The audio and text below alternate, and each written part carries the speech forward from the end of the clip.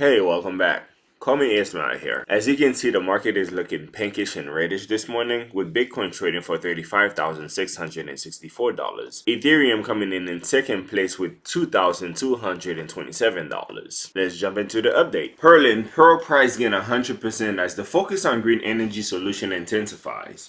Pearl price defined a market-wide downturn with a 100% rally following the release of an environmental-friendly focused platform that provides users with carbon credits. That's unheard of. Generating momentum and attracting investor attention can be challenging during the best time in cryptocurrency market.